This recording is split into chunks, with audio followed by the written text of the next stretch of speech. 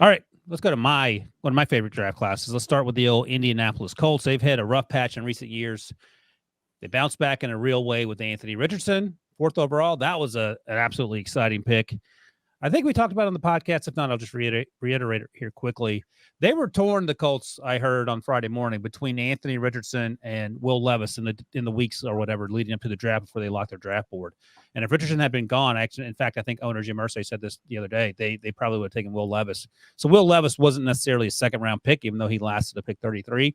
Just a situation where you can take two cornerbacks or two edge rushers in the first round.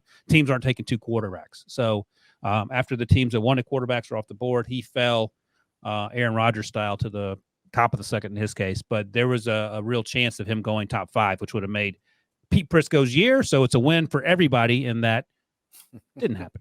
All right, so Richardson goes first. I love this. I love the idea of Shane Steichen getting his hands on Anthony Richardson and molding him into something that hopefully looks like a more athletic Jalen Hurts, which is hard to figure.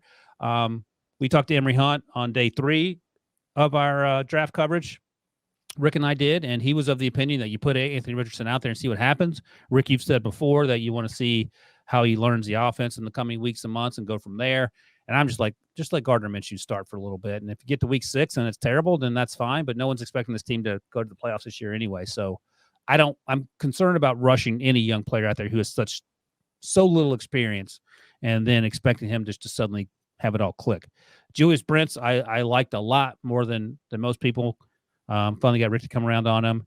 Tommy Adebawore ended up going 110, which is interesting. And the pick right before that, in the 3rd round, I do believe, my guy, Blake Freeland, he went to the top of the 4th.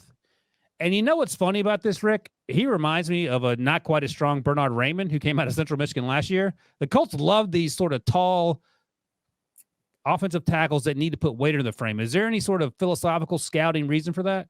No, I think it's just, what they're looking for. And I remember philosophical changes when coaching staffs change and then new schemes change. Then then all of a sudden you may be looking at a different type of offensive lineman. So if you're going to be gaps, run gap scheme, then you need a different type. But I think Blake Freeland, had a decent Senior Bowl. I think he has some position flexibility. And even though he's 6'8", some may even look at him and move inside at guard. But I think he'll compete at left tackle with Raymond next year. Yeah, just needs to get stronger, which is what you can say. But a lot of people coming out.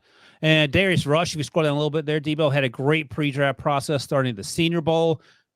Rick's guy, Daniel Scott, right after that. He had an okay Senior Bowl. His tape's better than that. Will Mallory, another guy who had a good Senior Bowl who's sneaky athletic. I know, Rick, you weren't as high on his athleticism as I was. And then I'll mention finally Jalen Jones, who I thought had a chance to be a day 2, early day 3 guy, somehow last to the 7th round. The cornerback out of Texas A&M. What do you think of this draft class, Rick? Yeah, no, I thought he knocked it out of the park. Chris Ballard, to me, is a very good. He came up in the scouting world, and you can tell the type of players that he likes, similar to some of these other, like we just talked about Howie, who they took a lot of good players, but there were maturity issues. Chris Ballard, very good talent evaluator and takes good football players, but most of these kids are all high character kids as well.